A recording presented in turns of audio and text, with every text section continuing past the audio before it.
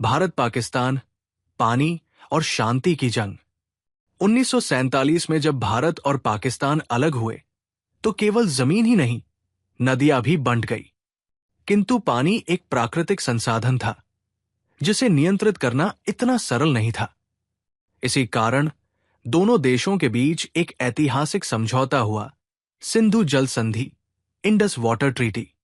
यह संधि 1960 में भारत के तत्कालीन प्रधानमंत्री जवाहरलाल नेहरू और पाकिस्तान के राष्ट्रपति जनरल अयूब खान के बीच विश्व बैंक की मध्यस्थता में संपन्न हुई। इसके अंतर्गत सिंधु नदी और उसकी 5 सहायक नदियों के जल का विभाजन इस प्रकार तय हुआ। भारत को मिला सतलुज, ब्यास और रावी नदियों का नियंत्रण। पाकिस्तान को मिला सिंधु, झेलम और चिनाब नदियों का अधिकार। ये एक ऐसा समझौता था जिसे वर्षों तक युद्धों के बावजूद भी दोनों देशों ने निभाया। वास्तव में इसे विश्व का सबसे सफल जल बंटवारा समझौता माना जाता है। फिर आई 1971 की लड़ाई।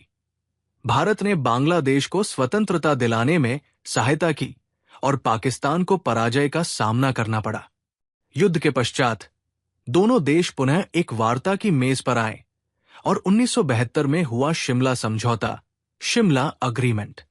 शिमला समझौते के मुख्य बिंदु थे सभी विवादों का समाधान शांति और बातचीत के माध्यम से किया जाएगा। कश्मीर मुद्दा भी केवल द्विपक्षीय वार्ता से सुलझाया जाएगा। किसी तीसरे देश की मध्यस्थता स्वीकार्य नहीं होगी। लाइन ऑफ कंट्रोल LOC का सम्मान किया जाएगा। यह समझौता एक नए भरोसे और शांति के युग का वादा था, परंतु समय के साथ इस भरोसे में कई बार दरारें आई। अब आते हैं वर्तमान परिदृश्य पर।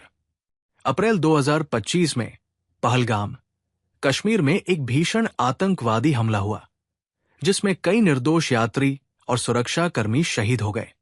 भारत ने इस हमले के पीछे पाकिस्तान आधारित आतंकवादी समूहों का हाथ बताया।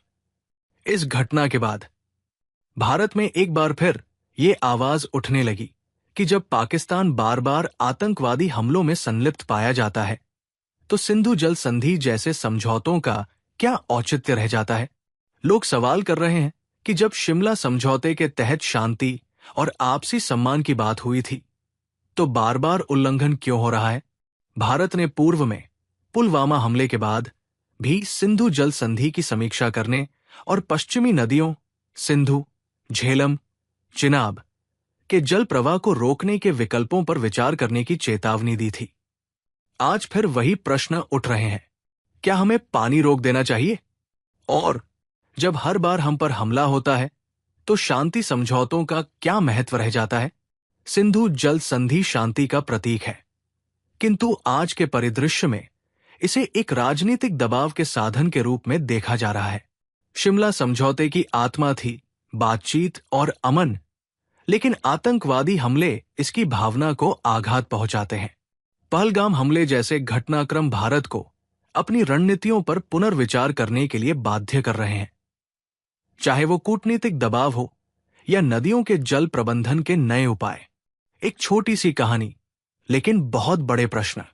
अब समय है पाकिस्तान या भारत के विभाजन की किताब को पढ़ने का।